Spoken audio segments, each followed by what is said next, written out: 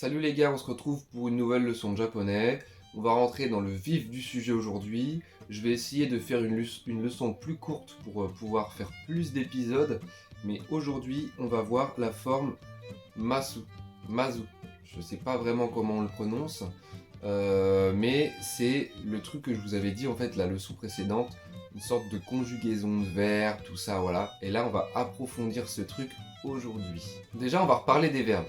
On va refaire un point parce que du coup, comme je l'avais dit la vidéo précédente, bah, ça faisait 10 jours que j'avais pas fait de cours, quoi. Donc, on va revoir les verbes tous ensemble. Donc, il y a 3 groupes de verbes, ok? 3 groupes. Le premier groupe, c'est les verbes en RU. Donc, R-U. Tous ceux qui finissent en RU. Ok? Le deuxième groupe, c'est les verbes en U. Mais U, quoi. Donc, c'est tous les autres. Ok? Et le troisième groupe, c'est le groupe des exceptions. Et coup de chance, il n'y en a que 2. Kuru et Sulu. Là, pour être vraiment au plus clair, je vous affiche carrément la leçon. Donc pour construire la forme masu, des verbes en U. Donc tous les verbes qui ne se terminent pas par ilu ou elu. Donc vraiment le groupe de verbes en U. Ok. Ilu, elu, c'est le groupe de verbes en lu. Donc là, on parle bien du groupe U. Il est nécessaire de modifier le son final U en I. Ok. Cela signifie que le dernier hiragana changera. Bah oui, forcément. Si tu passes de, par exemple, l'hiragana de A, c'est pas le même que I, c'est pas le même que OU, c'est pas le même que O, et bah forcément, les hiragana vont changer si les sons changent. Là, je vous affiche le tableau. Tranquille, on a le temps de voir. Voilà, faut vraiment prendre le temps. C'est peut-être une notion qui vous sera très utile sur le long terme, quoi. Là, je vous affiche l'exercice. Quel est l'hiragana I correspondant à mu? Donc, il faut qu'on essaie de transformer l'hiragana, le son, quoi, le U en I. Comment, comment on fait, quoi? Ça, c'est justement notre apprentissage des hiragana. Il faut les connaître. Donc là, à votre avis, quand vous voyez ce tableau, il y a 3 propositions. Quel est l'hiragana qui correspond? Bien joué pour ceux qu'on trouvait. C'est le sort de petit H qu'on voit, mi. Et je vous raffiche carrément la sorte de table d'hiragana des M, donc ma, mi, mu, memo. Vous voyez bien que du coup là, on a changé le mu en mi. J'espère que c'est assez clair pour vous. Là, on essaie vraiment de prendre le temps pour bien exprimer la notion. Donc là, je vais vous lire la suite du cours. Pareil, pour être au plus précis possible et que ça ne vienne pas juste de ma tête un peu nulle. Donc, après avoir remplacé l'hiragana ou par l'hiragana correspondant i, donc le travail qu'on a fait, il suffit juste d'ajouter masu. Et ensuite, on obtient la forme masu des verbes en ou. Regarde les exemples. Donc on va regarder les exemples tout de suite. Il y a le petit tableau, on voit du coup le verbe aller. Donc le verbe aller, iku. Donc au lieu de iku, on va dire ikimasu. Pour lire en dessous, yomu, on va dire yomimasu. Ok. En dessous, boire, nomu, nomimasu. Ok. Acheter, kau, kaimasu. On va pas en faire 50 000, le reste du tableau s'affiche, mais vous voyez un petit peu l'idée. Comme ça, vous avez bien la notion comme il faut. Alors là, c'est un truc un petit peu compliqué à saisir. En fait, c'est simple sur le papier, mais vous allez vous dire, mais quoi? C'est un peu galère. C'est pour ça que j'ai voulu justement faire qu'une seule leçon sur ce truc-là, pour vraiment bien que ce soit acquis. Une fois que c'est acquis, quoi. Mais si jamais vous avez déjà des bugs sur ça, vous allez bugger sur le reste. Donc là, je vous affiche juste le truc. Je vous affiche. Donc là, vous voyez, voilà, les mots, les verbes, ok. Donc là, on voit aller, donc iku, ikimasu. Donc la forme masu. Donc ça, vous le savez, pas de souci.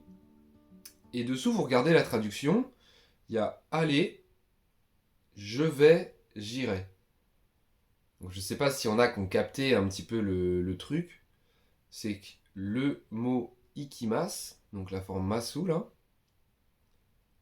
on va dire je vais, donc le présent, mais je dirais le futur. Attends, mais là, il y a un... Moi, j'ai pété mon crâne quand j'ai vu ça. Je me suis dit, mais attends, là, il y a un truc que j'ai pas saisi. Pour dire je vais et j'irai, c'est le même mot? Comment ça? Le présent et le futur, ça se dit pareil? Attends, mais c'est inconcevable. Genre, si tu dis je vais à la montagne et j'irai à la montagne, là, ça n'a pas le même sens. Genre, je vais à la montagne, ouais, tu vas ce week-end. J'irai à la montagne, ouais, mais c'est le futur, tu vas quand, tu vois? Ou je vais faire des courses. Tu dis ça à ta femme, tu vois? Bah, t'y vas là. J'irai faire des courses. Bah, t'y vas peut-être dans la journée ou demain, mais tu sais, c'est le futur. Donc en fait, quand on en soi conjugue, quand on met la forme masu, en fait, le présent et le futur, ça se dit pareil, mais même pour tous les autres mots. Et ça, c'est une notion qui est difficile à comprendre pour nous. C'est comme si le futur n'existait pas. Nous, il y a passé, présent, futur. Ça nous paraît évident qu'on sépare les trois. Et bah pour eux, bah non. Mais comme ils ont jamais séparé, pour eux c'est logique. Tout se fait en fait en fonction de la phrase, le contexte. Tout est dans le contexte. Si tu dis tout de suite, je vais faire les courses, bon, voilà, tu comprends. Si tu dis ce soir, j'irai faire les courses, tu sais, tu rajoutes un élément de contexte. Là, je mets un deuxième exemple pour lire yomu yomimas. Vous le voyez, je lis, je lirai quoi. On va en faire un troisième avec boire, nomu, nomimas. Donc ça, vous avez toujours capté. Mais du coup, je bois, je boirai. Bon bah là, je pense que vous avez aussi compris que le présent et le futur étaient un peu mélangés. Et aussi, du coup, avec la forme masu, c'est pour parler de façon polie, c'est pour parler poliment. D'accord? Donc, je vous avais souvent parlé de... il y a des mots pour être plus ou moins poli, avec la hiérarchie, tout ça, les âges, il y a une politesse différente au Japon que chez nous. Donc en utilisant cette forme-là, on utilise un langage poli. Là ensuite, on va voir la forme masu, ou mas, du coup comme on ne prononce pas le ou à la fin, vous avez capté, mais des verbes de l'autre groupe, qui ne sont pas le groupe du coup des exceptions, mais les verbes en lu. Donc là, pareil, je vais relire le cours. Donc pour dire des phrases comme je mange des sushis ou je vais boire du thé, il faut mettre les verbes à la forme masu. On l'utilise pour parler poliment, voilà comme j'avais expliqué tout à l'heure, donc du présent et du futur en fonction du contexte. Donc il faut mettre du contexte. Donc là, pareil, on écrit masu et on dit mas, voilà, comme je vous ai expliqué tout à l'heure. Donc là, il y a les exemples dessous. Watashi wa sushi o tabemasu. D'accord? Donc c'est la même chose que tout à l'heure. Donc je mange des sushis ou je mangerai des sushis. Dessous, watashi wa ocha, donc ocha le thé, hein, o nomimasu. Donc je bois du thé, je boirai du thé. Jusque-là, c'est la même chose, vous avez compris. Là, c'est encore plus facile que les autres verbes. Il ne faut pas changer le dernier hiragana en i. Il suffit tout simplement de changer lu en masse, ok? Donc au lieu de, comme j'avais dit la leçon précédente, tabemas, en fait de base ça vient du verbe tabelu. Donc tabelu, tabemas. Donc on change lu en masse, ok? Donc là pareil en exemple, tabelu devient tabemas, mais qui signifie je mange ou je mangerai. Et tout ça, pareil, c'est pour exprimer de façon polie le présent et l'avenir. Le présent et le futur. Mais poliment, ok? Donc tranquille, si on dit ça aux gens dans la rue, ça sera pas en mode ouais la street. Pareil pour voir, regarder, milu, et bah mimas. Maintenant que vous avez saisi ça pour les deux premiers groupes, troisième groupe, les verbes irréguliers. Bon, coup de chance, il n'y en a toujours que deux, ça bougera jamais, il n'y en a toujours que deux. Donc là, c'est du par cœur. Mais il n'y en a que deux, mais c'est du par cœur, faut les savoir. Donc là, je vous affiche le cours encore une fois, mais comme ça, moi je trouve que pour des cours comme ça, c'est mieux que ce soit très clair et précis, plutôt que genre juste moi qui dis des trucs. Là au moins, limite, vous pouvez lire en même temps que moi et vous êtes sûr de ce que je dis. Heureusement pour nous, il n'y a que deux verbes irréguliers. Donc, suru, faire, et kuru, venir. Mémorise leur forme, masu. Donc pour suru, donc faire, shimasu. Et pour kuru, donc venir, kimasu. Shimasu, kimasu. Ok? J'espère que vous avez bien mémorisé ce truc-là. Au pire, il n'y en a que 2. Vous les écrivez, vous les lisez. Il n'y en a que 2. Le reste, c'est des règles. Pour, en gros, premier groupe, deuxième groupe, c'est des règles d'orthographe qui changent jamais, quoi. Et le troisième groupe, voilà, il n'y en a que 2 à retenir. En gros, il y a 2 exceptions. Moi, ce que je préfère dire aux gens, bon là, ils insistent vraiment sur les 3 groupes, mais je préfère dire qu'il y a 2 groupes et 2 exceptions. Voilà, comme ça, c'est plus simple. Parce que dire qu'il y a 3 groupes, ah ouais, enfin le troisième, c'est pas un groupe, gars. Il y a 2 verbes. Bon, faut arrêter. Donc on se rappelle que suru, c'est à la fois faire, mais jouer pour jouer un sport. Ok? Donc si jamais, comme là l'exemple, il y a marqué suru shimasu, ça peut être je fais, je ferai. Mais ça peut être aussi avec jouer le sport, hein. C'est pas que faire, ok? Et du coup, pour kuru kimasu, c'est pareil, je viens, je viendrai. Donc c'est le présent et futur. Dans tous les cas, c'est pour exprimer le présent ou le futur.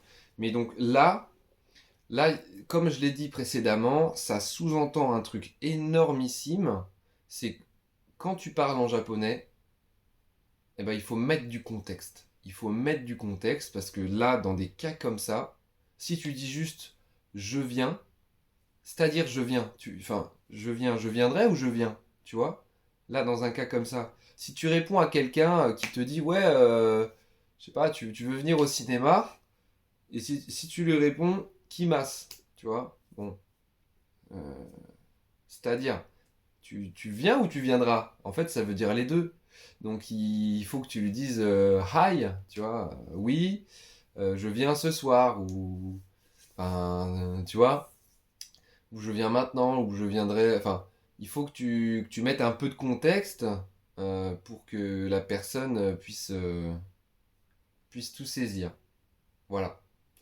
Bon, c'est tout pour aujourd'hui. J'avais vraiment envie de faire que vraiment un cours sur cette notion-là. Comme ça, vous vous focalisez dessus. Là, vous avez vu la vidéo, on a vu que ça. Parce que des fois, on voit un truc, on en voit 2, 3 autres, mais le premier machin, en fait, vous l'avez peut-être zappé ou vous l'avez minimisé, je sais pas. De toute façon, là, tu vois, ça fait 20 minutes à peu près que. Enfin, ça fait 25 minutes que j'enregistre. Bon, je vais sûrement couper masse de trucs parce que j'étais sûrement pas clair ou je sais pas, comme d'hab, quoi. Mais j'espère que vous avez réussi à tout saisir. Je vais essayer de raccourcir au maximum pour laisser que les trucs importants et enlever plein d'exemples, peut-être, je sais pas, pour que ce soit le plus clair, quoi. Bref, je vous souhaite des bonnes révisions et bon voyage à ceux